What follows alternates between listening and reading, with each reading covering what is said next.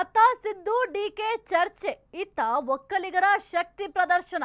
CM ತವರು ಮೈಸೂರಿನಲ್ಲಿ ಡಿಕೆಶಿ ಬೆಂಬಲಿಗರ ಜಾಥಾ.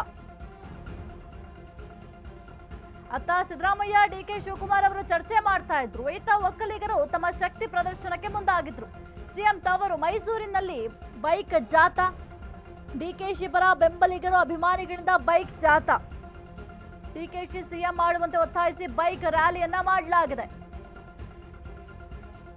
ಡಿಕೆಶಿ ಸಿಎಂ ಮಾಡುವಂತೆ ಒತ್ತಾಯಿಸಿ ಒಂದು ಬೈಕ್ ರ್ಯಾಲಿಯನ್ನ ಮಾಡಿದ್ದಾರೆ.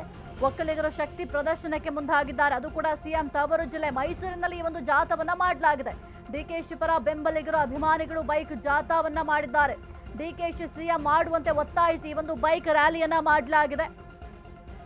ಡಿಕೆ ಶಿವಕುಮಾರ್ ಅವರನ್ನ ಸಿಎಂ ಮಾಡಲೇಬೇಕಂತ ಒತ್ತಾಯಿಸಿ ಒಂದು ಬೈಕ್ ರ್ಯಾಲಿಯನ್ನ ಮಾಡಲಾಗಿದೆ. ನೀವು ಕೂಡ ದೃಶ್ಯಾವಳಿಯಲ್ಲಿ ಗಮನಿಸ್ತಾ ಇದ್ದೀರಾ.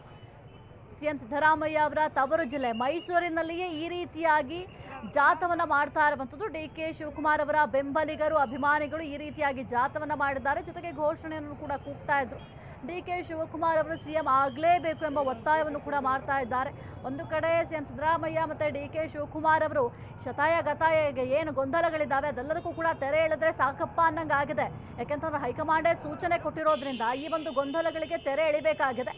ಕೆಲವೊಂದಿಷ್ಟು ನಿರ್ಧಾರಗಳನ್ನು ಕೂಡ ತೆಗೆದುಕೊಂಡಿದ್ದಾರೆ, ಕೆಲವೊಂದಿಷ್ಟು ನಿರ್ಣಯಗಳನ್ನು ಕೂಡ ತೆಗೆದುಕೊಂಡಿದ್ದಾರೆ. ಯಾರು ಕೂಡ ಒಂದು ವಿಚಾರವಾಗಿ ಮಾತನಾಡಬಾರ್ದು ಅಂತ. ಅದರ ಬೆನ್ನಲ್ಲೇ ಈಗ ಡಿಕೆ ಶಿವಕುಮಾರ್ ಅವರನ್ನ ಬೆಂಬಲಿಸಿ ಒಕ್ಕಲಿಗರು ಕೂಡ ಈ ರೀತಿಯಾಗಿ ತಮ್ಮ ಶಕ್ತಿ ಪ್ರದರ್ಶನವನ್ನ ಮಾಡ್ತಾ ಇದ್ದಾರೆ.